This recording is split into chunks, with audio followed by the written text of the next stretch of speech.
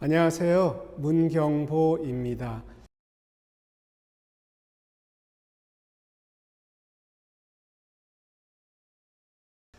저는 문청소년연구소라는 조그만 터를 마련해서 아이들의 이야기도 듣고 부모님들 말씀도 듣고 하면서 상담도 하고요.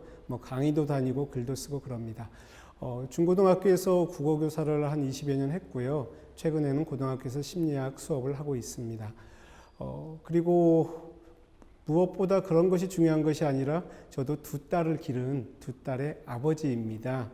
이렇게 말씀드리고 나면은 저 양반은 학교 선생도 하고 상담도 하고 심리도 했으니까 딸들을 참 잘 키웠겠다 생각하실 텐데 그렇지 않습니다. 저도 많이 힘들었고요. 어떻게 해야 되지? 당황스러웠고 해놓고 나서 안타깝고 가끔은 짜증도 나고 그랬습니다.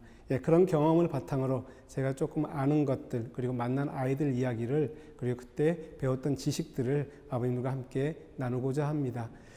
제목이요. 우리 아이 마음 바라보기로 했습니다. 바로 보기가 아니고 바라보기로 했습니다. 자꾸 바로 보려고 해서 매뉴얼을 달려는 부모님들이 많으시거든요. 근데 오늘 시간은 애가 왜 저렇게 행동하지? 저럴 때 나는 이 자리에서 어떻게 바라봐야 되지? 하는 그 바라보는 자세에 대해서 말씀을 드릴 거고요.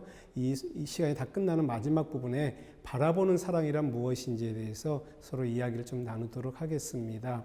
아이들의 그 행동을 이것저것 이해하기 위해서는 심리학적인 부분을 하나 이해를 해야 되는데요. 방어기제라는 것이 있습니다. 두렵고 불편해서 그런 상황이 발생하면 내가 그걸 방어하기 위해서 자기도 모르게 무의식적으로 행동하는 걸 방어기제라고 합니다.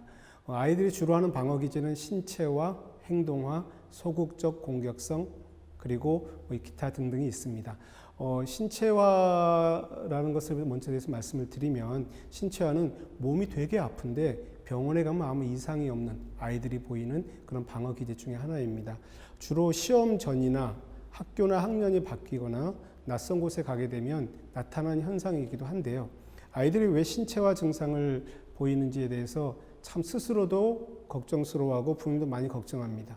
기억나시겠지만 아이들이 어릴 때 우리 아가들 때 경기를 앓잖아요. 그때 우리가 얼마나 당황스러웠습니까?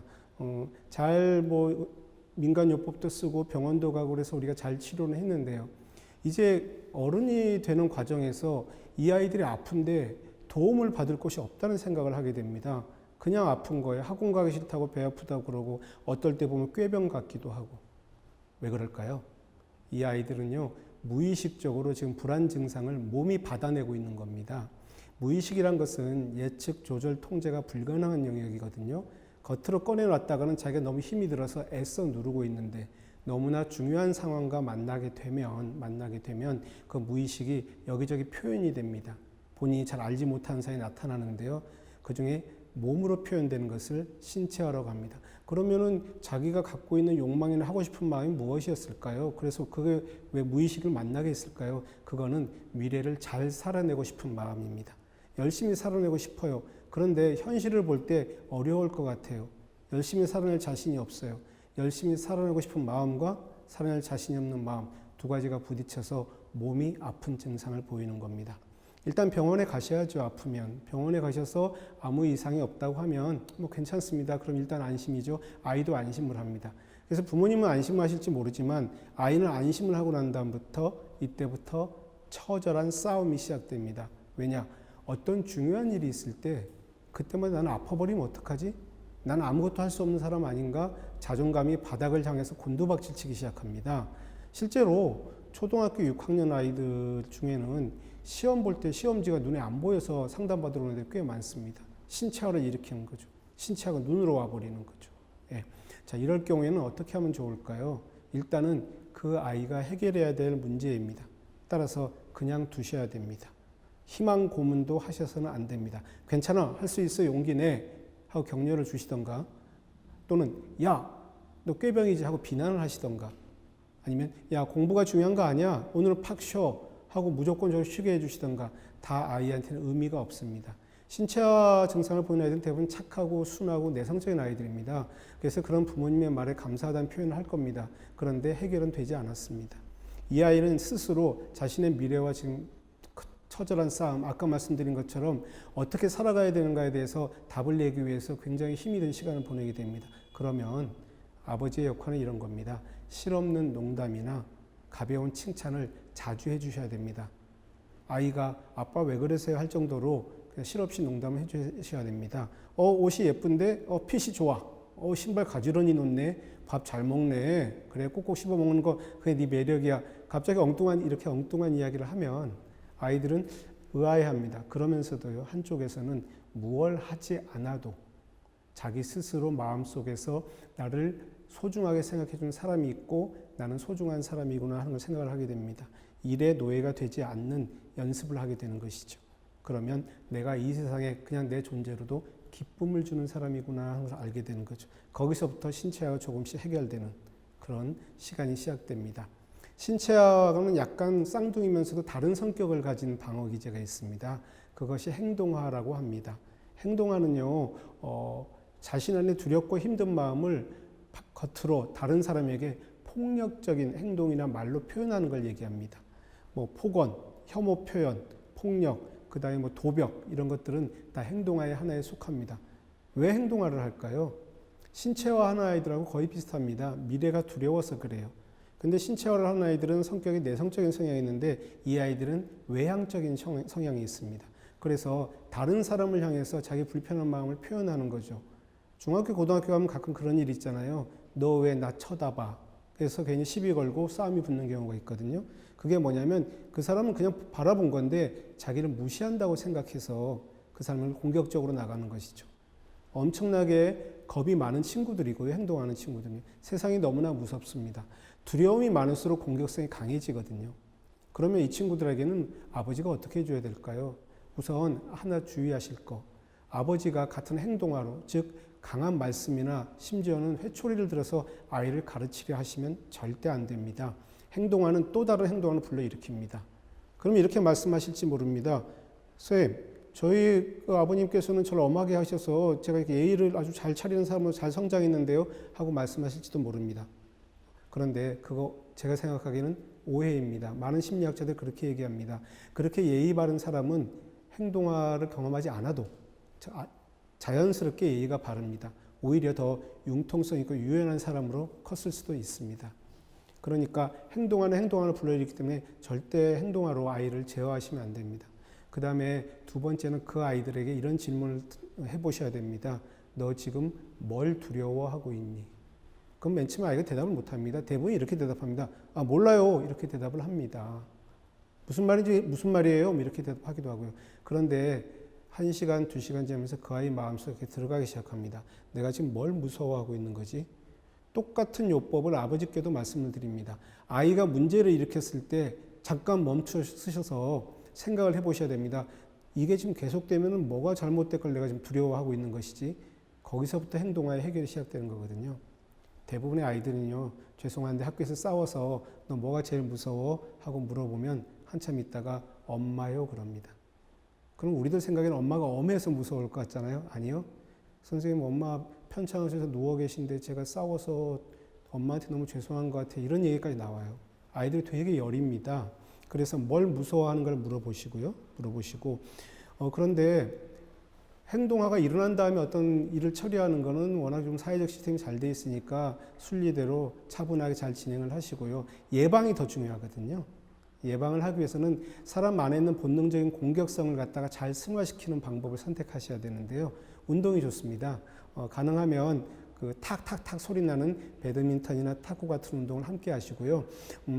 여자아이들 같은 경우는 겨울에 스케이트를 타는 게 가장 좋습니다. 스케이트 칼날이 날카롭잖아요. 그래서 그 날카로운 칼날을 사용해서 운동을 하다 보면 공격적인 성향을 운동으로 풀어내는 건전한 행동을 하게 됩니다. 그래서 운동을 함께 부모님이 하시는 것도 좋은 방법입니다.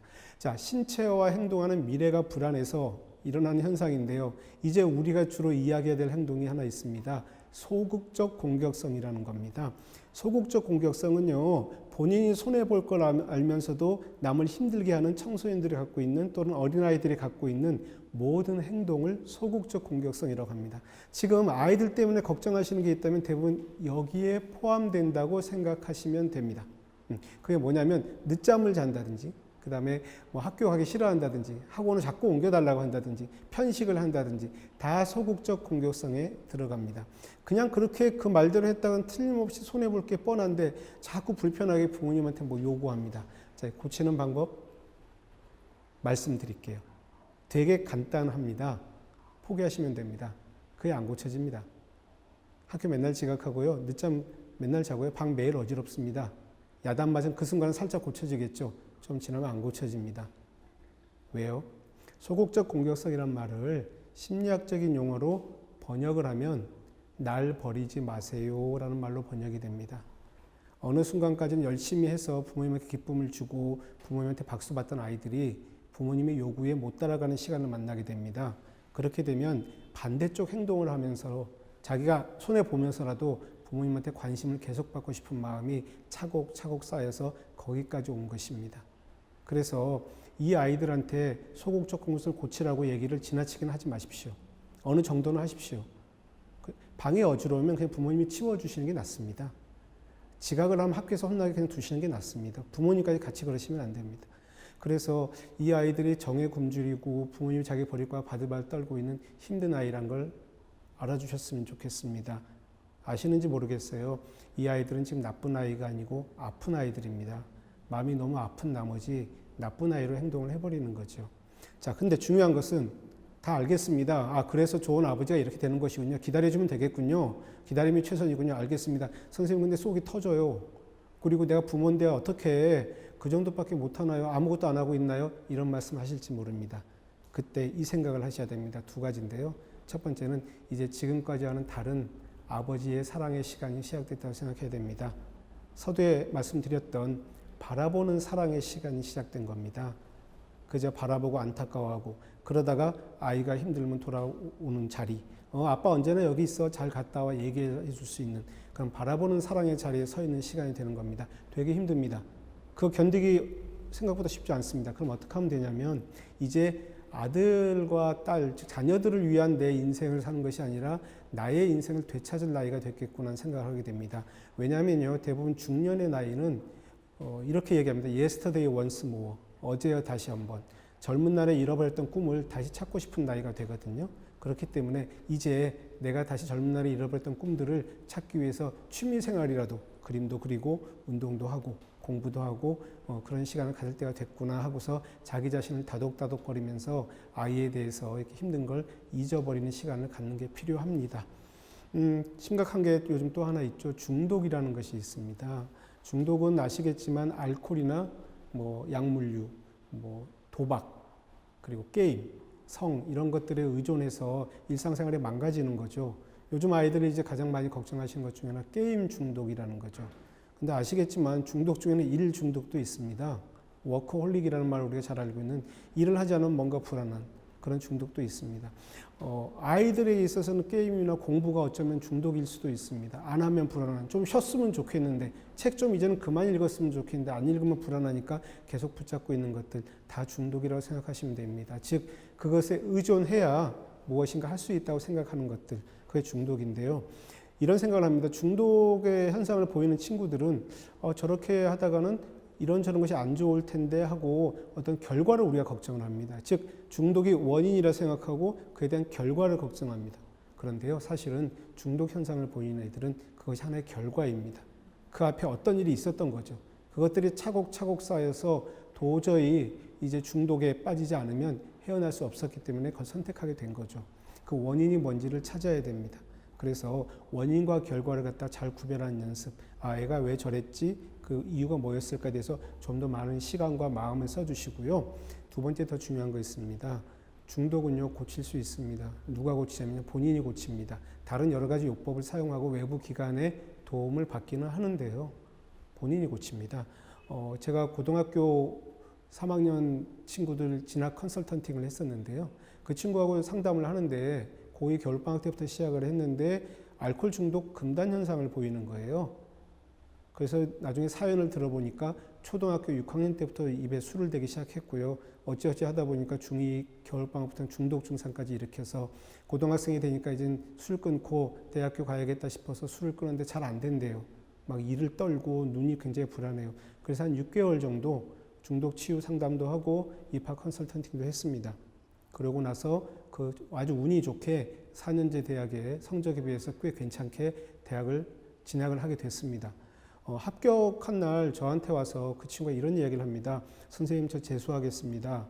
그래서 제가 재수하면 성적이 더 좋지는 않을 텐데 그렇게 얘기를 했더니 그건 압니다. 근데 제가 사실은 선생님도 아시다시피 중독에 걸렸던 이유가 이런저런 남들 생각하느라고 그랬던 거잖아요. 이제 1년간은 제 삶에서 적어도 1년간은 온전히 저 자신을 위해서 투자하는 시간을 좀 갖고 싶어요. 대학의 입학과 합격과 불합격은 그 다음에 생각하고요. 저를 위해서 제 인생의 예의를 갖춰서 1년은 지내고 싶어요. 저는 서울대학에 합격한 친구들한테도 박수를 보냈지만 그 친구가 더욱 기뻤습니다. 스스로 내면이 치유된 거죠.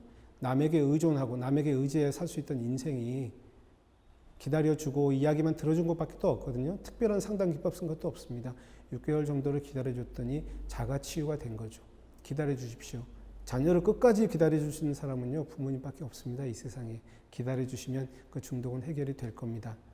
예, 이제 슬슬 정리를 할 시간이 되었는데요. 자녀하고 대화하는 방법을 팁으로 일단 하나 알려드릴게요. 아버지가 아들하고 대화가 지금은 좀 잘 될지도 모르겠습니다만 어느 순간부터 점점 좀 대화가 잘 안 되기 시작합니다. 이렇게 생각하시면 되게 간단하죠. 아버님이 아들이었을 때 그 아버지와의 대화했던 그 대화의 패턴을 생각해 보시면 됩니다. 어느 순간부터 조금씩 멀어지고요. 대화가 없어지고 그러다 남이 되고 어색한 관계 되고 집에 가서 보시면 아버지와 단둘이 찍은 사진이 별로 없습니다. 어른이 되어서요. 그런 것들이죠. 자, 그래서 왜 그러냐면 아들은요. 자기가 이 다음에 커서 아빠처럼 될 것 같은, 즉 아버지를 롤 모델이자 또는 경쟁 상대로 생각을 합니다. 그런데 아버지는 워낙 엄청난 경쟁 상대죠. 도저히 이길 수가 없죠. 어린 아들의 입장에서는. 그럼 경쟁 상대에서 싸움에 지지 않으려면 간단합니다. 경쟁 상대하고 안 만나버리고 경쟁 안 해버리면 되죠. 그러니까 멀어지는 겁니다. 이거는 아이가 이제 독립된 인격체로 커간다고 생각하시고 좋은 때, 성장하는 때가 되었다고 생각하시고 긍정적으로 아이와 대화가 안 될 때는 긍정적으로 상황을 받아들이십시오. 다만 넘버 2의 역할, 아이가 돌아왔을 때 아버지 이건 어떻게 돼요 하면 대답해 주시는 후견인의 역할로 뒤로 빠지시고 대화도 아들보다 먼저 하지 마시고 얘기하면 뒤에 이어서 대화하시되 짧게 대화를 해주시면 편하게 대화가 좀 자주 일어날 겁니다. 딸의 경우입니다. 이게 이성 부모의 한계가 있습니다. 딸은요, 그렇게 편하고 친하게 지내다가 어느 날부터 이상한 공간에 그 거리가 생깁니다. 둘 사이에. 왜 그러냐면 딸은 모든 정신 집중이 지금 엄마한테 가 있습니다. 어느 순간부터. 이 다음에 자기가 크면 꼭 엄마처럼 살 걸로 생각하거든요. 그래서 엄마에게 이것저것 물어보기도 하고 엄마하고 토닥토닥 싸우기도 하고 엄마하고 놀러 가기도 하고 그럽니다. 그러면서 엄마한테 이렇게 질문합니다. 엄마 아빠하고 언제 어떻게 만났어? 그러다 좀 시간이 지나면요. 엄마 아빠랑 계속 살 거야?